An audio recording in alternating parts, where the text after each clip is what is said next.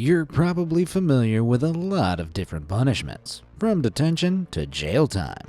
You might have even heard about barbaric historical sentences, such as hangings, burnings, and stonings. But as dreadful as they were, humans throughout history have come up with even more twisted and terrible ways to punish alleged wrongdoers. From burning bulls to bug buffets, these are some of the worst punishments in human history.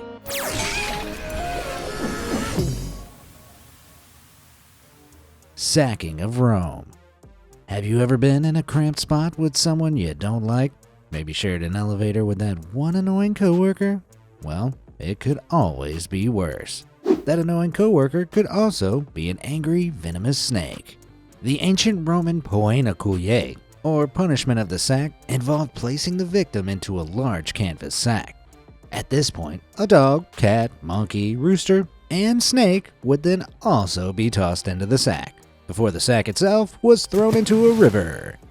The idea behind poena culiae was that as the sack slowly filled with water, the frightened and aggressive animals inside would tear each other, and the unfortunate victim stuck in the middle, apart.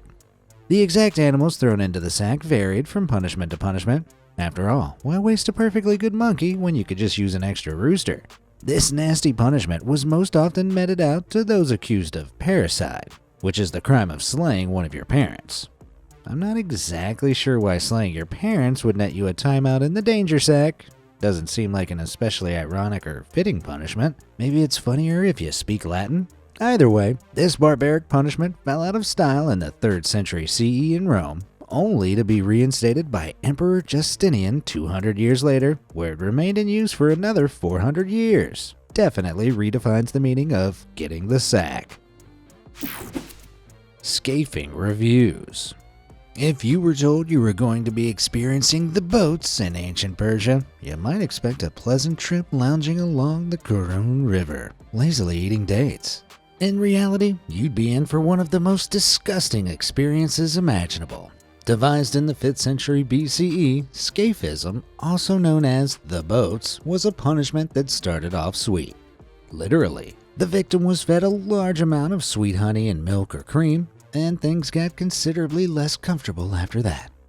If the victim was lucky, they would be tied up inside a boat.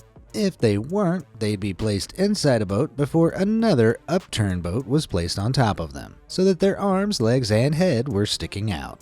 The boats were then pushed into a lake or swamp, and this is where things get nasty.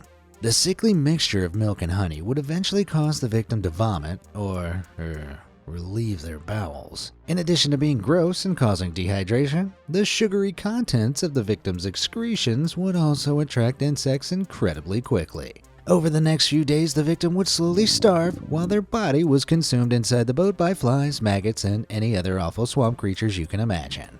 If you'd done something really bad, your boat would be pulled back ashore so you could be force-fed more milk and honey to drag out this process even longer. Plutarch, a Greek essayist, recorded an instance where a Persian soldier killed a nobleman and survived 17 days of scaphism before succumbing to his punishment. Man, and I thought an hour of detention after school was a cruel sentence. Rats. Throughout human history, wherever people have gathered in large numbers, rats have followed, living in our homes rent-free and eating our delicious trash. It's only fair we put them to work. In modern times, rats are mostly employed as test subjects in scientific research. But if we jump back a few hundred years, these pernicious pests were proliferators of pain. In the 17th century, the Dutch would place a rat on a prisoner's abdomen before securing a pot or half-cage over the rat.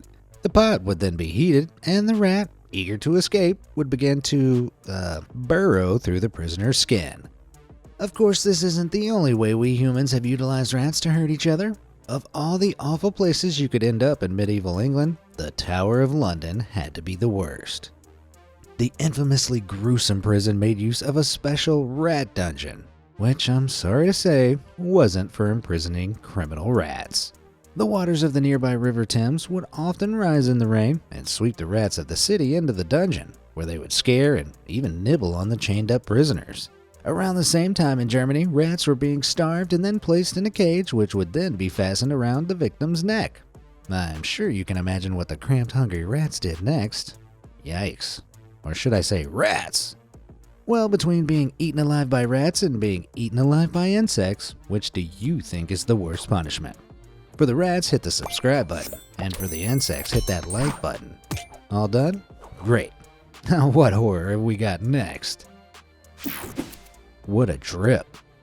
Let's take a break from physical harm for a moment to talk about psychological torture. And no, I don't mean watching a modern Simpsons episode.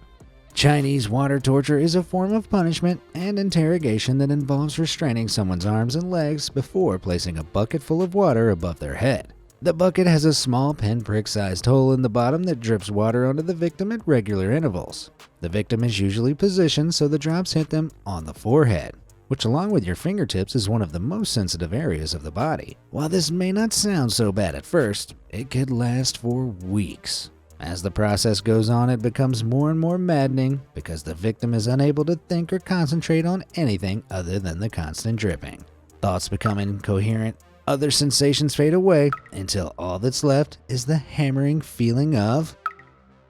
In some instances, the victim would be told the water contained poison that would deteriorate their mind over time, compounding feelings of anxiety and paranoia. In all likelihood, the Chinese are getting undeserved flack as the pioneers of this punishment, as its use was first documented in Italy. In the late 15th century, Hippolytus de Marcel wrote that the punishment was inspired by the way natural water would slowly erode stones over time. It's thought the word Chinese was added simply to make it seem exotic and mysterious, like the ye olde equivalent of smart water. Since then, it's been utilized all over the world, from the American Civil War to Spanish inquisitors in the 16th century, who also experimented with forced drinking as punishment. Ugh. Well, at least they didn't have access to sparkling water. White light. Our next punishment is known as white torture, or sometimes white terror. To understand white terror, however, we first need to understand solitary confinement. Solitary confinement is a form of punishment frequently used against prisoners today that involves placing them in a small cell devoid of human contact or activities. In the United States, solitary confinement is used to reprimand behavior as major as starting fights, but also as minor as having extra rolls of toilet paper in your cell. Most solitary cells are just 6 by 9 feet in size, smaller than a standard car. Keep in mind this imprisonment can last for days, weeks, or months, resulting in extreme distress and psychological damage. Because humans are naturally social animals, our brains often invent stimuli when they're deprived of it. Extended solitary confinement is known to lead to hallucinations, paranoia, depression, nightmares, disassociation from your body, and even physical pain and nausea. One inmate in solitary for 23 days once said, "One night I heard someone screaming far away. Then I realized it was me." Though it's hard to imagine, there's actually an even more extreme version of solitary confinement: white terror. The victim is placed inside a stark, bright white room. Everything in the room is white and non-reflective, from the bed to the toilet, and even the victim's clothes. Bright lights are positioned in such a way as to eliminate as many shadows as possible and make the victim feel as though they are trapped in a white void. Even mealtime is no escape from the encompassing whiteness, as they are fed white rice from white bowls, which is silently slid through a hatch in the white door. These meals occur at random times, so the victim is unable to gauge how much time has passed since their imprisonment. In the white room, it's hard to tell if it's been days or weeks since your last conversation. Oh, and silence is another awful part of this punishment. The only way prisoners can communicate with guards is to slip a white sheet of paper under the door. But even then, the guards are instructed to wear cushioned shoes that don't produce any noise when walking about. The effects of the white room are the complete, overwhelming deprivation of anything, except one's own mind, which quickly deteriorates. Just 15 minutes in the white room is said to lead to feelings of paranoia and anhedonia, the inability to feel happiness. White torture was supposedly invented by the CIA in the 1970s for utilization against the Viet Cong. Iran still uses white torture today, and one detainee put it thusly: "After 3 days, I wanted words, anything, even swearing, even interrogation. Considering I can't make it 5 minutes without looking at my phone, I hate to think how quickly I'd crack." Severe feather warning. If you've ever seen an old cartoon, you may be familiar with the practice of tarring and feathering. This old-timey punishment involves slathering the victim in hot tar before dumping a bag of feathers over them, making them look like a giant chicken. The obscure punishment was first used in the 12th century by sea captains as a way of punishing thieves in the English Navy. Centuries later, in the 1760s, it was rediscovered by colonial Americans and became a favorite form of mob justice, usually employed against folks that had simply offended the sensibilities of a community. Unlike other punishments discussed today, tarring and feathering wasn't meant to end the victim's life so much as hurt and humiliate them. Pine tar was often used as it has a relatively low melting point of around 130 degrees Fahrenheit. This means the tar becomes goopy and sticky long before it becomes lethally hot, but would also still be hot enough to cause burns and blisters. These blisters did hold the risk of becoming infected and causing worse problems down the line, but also served as a visual indicator you'd been punished long after you'd defeathered yourself. Tarring and feathering was often carried out in a public forum before the victim was paraded through the streets, where they could be mocked by onlookers. Disempowerment, humiliation, and pain were the ultimate goals of this punishment. Though the practice fell out of fashion as official state-mandated punishment, it turns out that it's pretty hard to put a lid on mob justice. In America, there are reports of men who refused to serve in the First World War being tarred and feathered in the streets. The barbaric punishment even popped up as recently as 2007 in Ireland, where someone dealing illicit substances was tied to a lamppost before being tarred and feathered by vigilantes. I better not get on their bad side. I've never looked good in feather jackets. An elephant never forgives. You have to feel bad for elephants. All they really want to do is chill out by the watering hole with their buds. But because they're so big and weird looking, humans have used them for everything from circus performances to weapons of war, and even for executions. The most infamous and well-known employment of elephant executioners comes from medieval India and was known as Gunga Rao. If you consider that an Asian elephant typically weighs around 8,800 pounds, as much as 9 grand pianos, it doesn't take long to figure out how they could be used to end a life. Gunga Rao involved the victim placing their head on a wooden stake, as an elephant was slowly marched towards them before squishing the life out of them with their enormous feet. Gunga Rao was not employed conservatively and was the punishment of choice for everything from thievery to tax evasion. This is perhaps why it captured the imaginations of medieval travelers to India, though elephantine executions actually dated back to the classical era. They were employed in ancient Rome, Carthage, and Macedon. And one instance after the death of Alexander the Great, Macedonian regent Perdiccas sentenced dozens of insurrectionists to a hefty trampling. And while the straightforward smooshing was devastatingly effective, there have been other, more creative forms of pachyderm punishments around the globe. In Thailand, elephants would fling victims around like ragdolls with their powerful trunks, whereas in Sri Lanka, they'd be gored with their menacing tusks.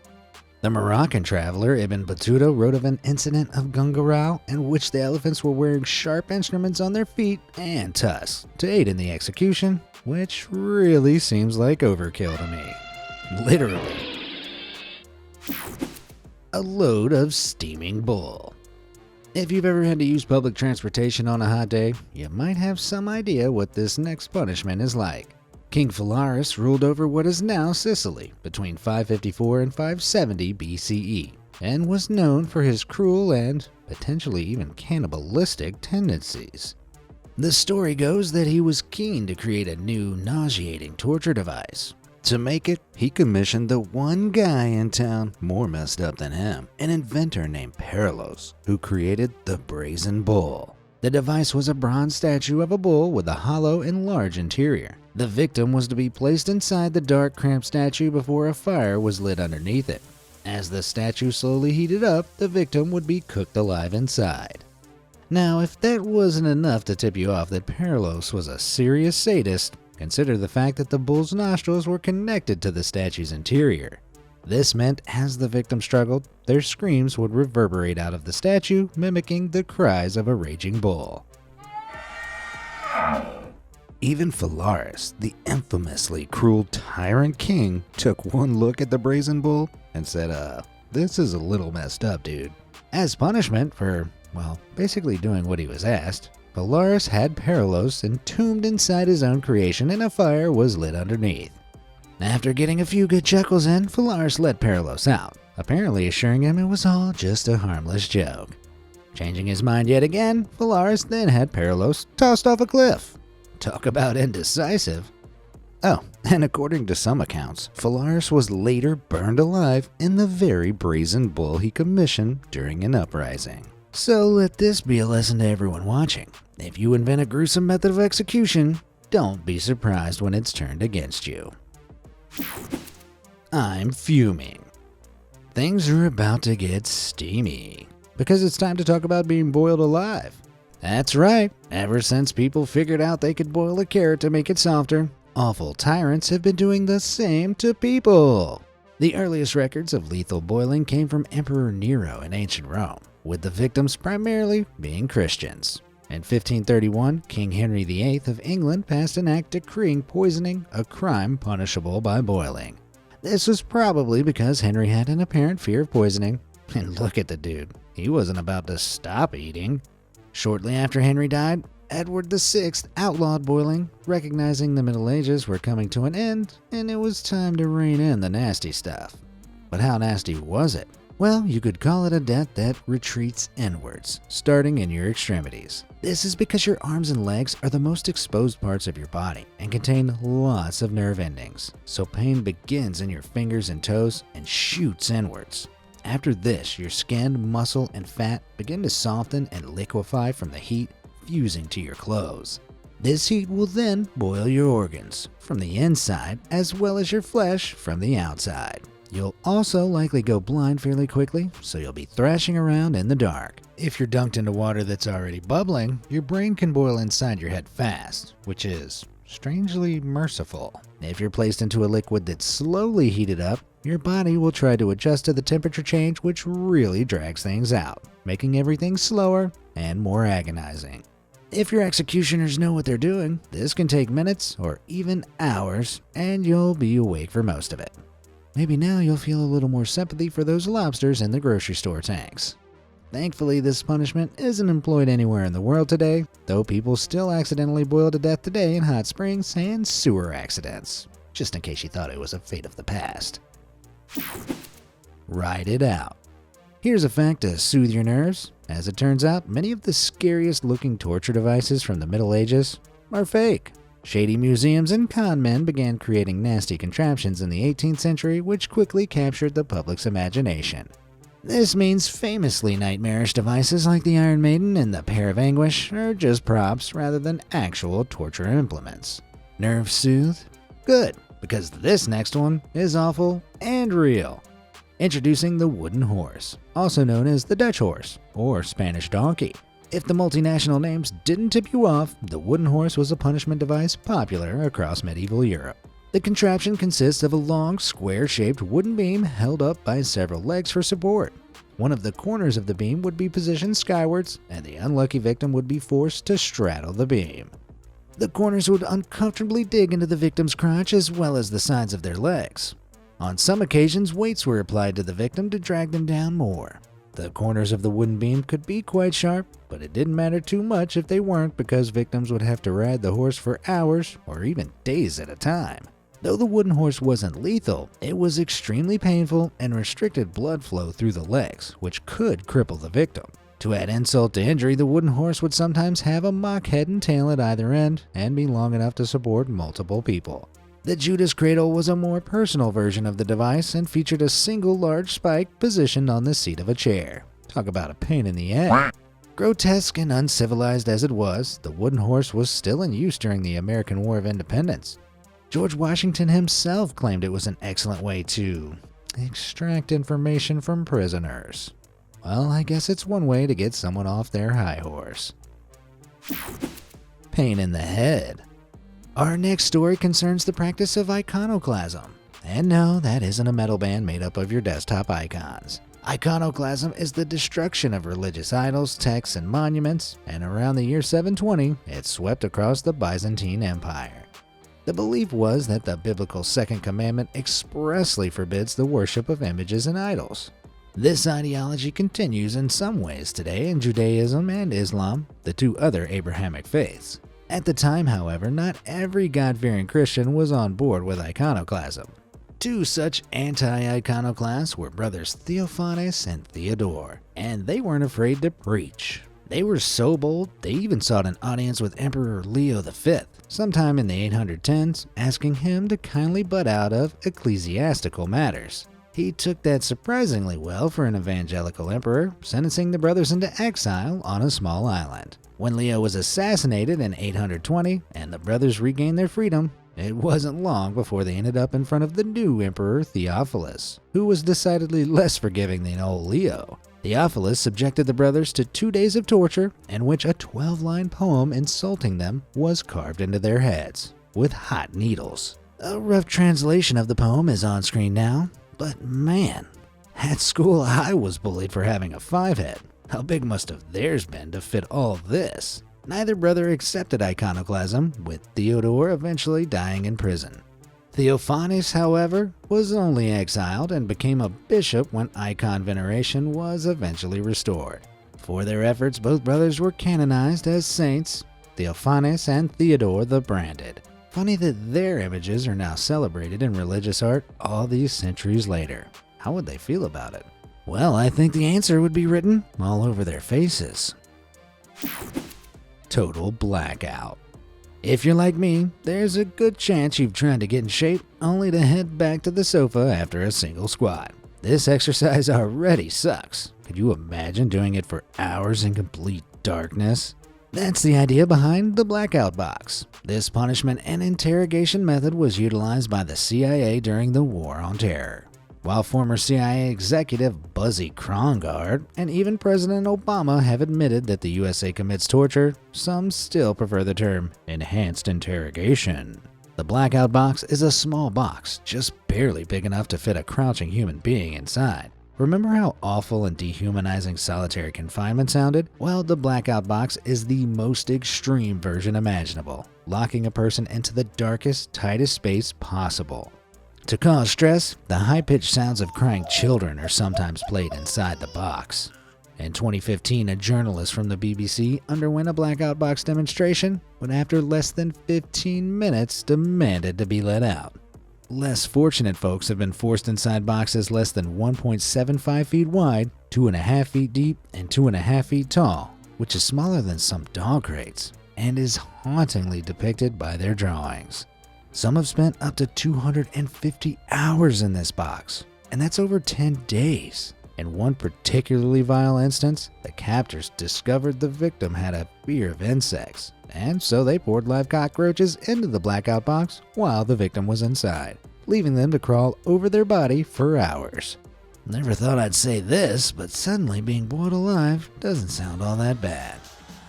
Whew, well, there they were, a few of the most spine-chilling punishments humanity has ever cooked up.